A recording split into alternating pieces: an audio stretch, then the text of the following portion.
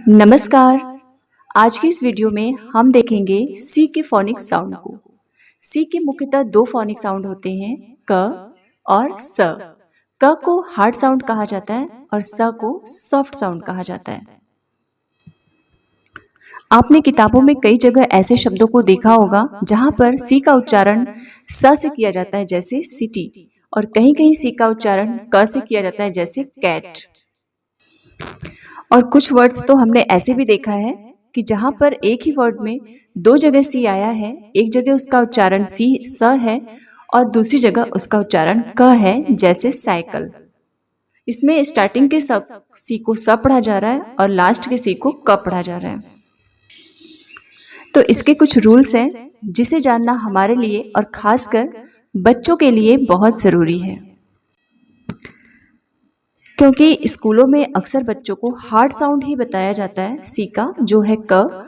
तो जब भी उनके सामने कोई ऐसा वर्ड आता है जिसका उच्चारण स से होता है तो उनके माइंड में ये बात ज़रूर आती है।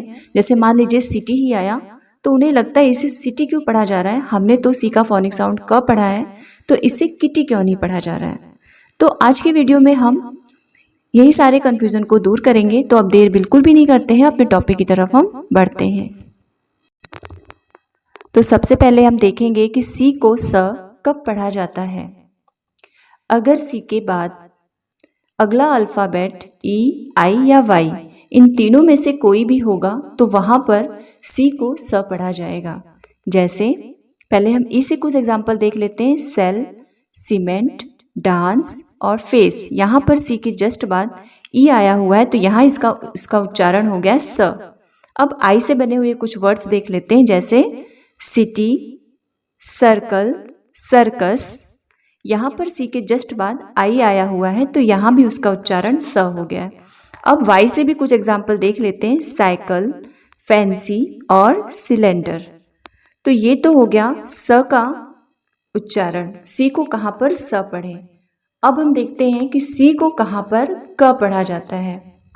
तो जब भी सी के बाद अगला अल्फ़ाबेट ए, ओ, यू, ये तीन वॉवेल्स या फिर कोई भी कंसोनेंट आता है तो वहाँ पर सी का उच्चारण हम क पढ़ते हैं। जैसे can, cat, car, cut, cup, cute, come, coat और कुक। ये तो ए, ओ, यू का हो गया एग्जाम्पल।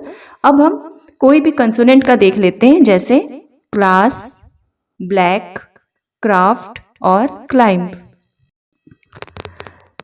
तो अब तो इसको लेकर आपके सारे कन्फ्यूज़न दूर हो गए होंगे। अगर अभी भी कन्फ्यूज़न है तो आप इसे इस तरह भी समझ सकते हैं कि अगर सी के बाद ई, आई, वाई आता है तो हम उसे वहाँ पर स पढ़ेंगे, और अगर सी के बाद इन तीनों लेटर्स को छोड़कर कोई भी लेटर आता है तो वहाँ पर उसे हम क पढ़ेंगे। यहाँ पर आपके मन में एक प्रश्न और आ रहा होगा कि अगर सी वर्ड के लास्ट में आता है और उसके बाद कोई अल्फ़ाबेट ही ना आए तो हम उसे वहाँ पर क्या पढ़ें। तो वहाँ पर उसे हम क ही पढ़ेंगे, जैसे टर्मरिक, बेसिक, पैनासोनिक एक्सेट्रा। तो बस आज की वीडियो में इतना ही।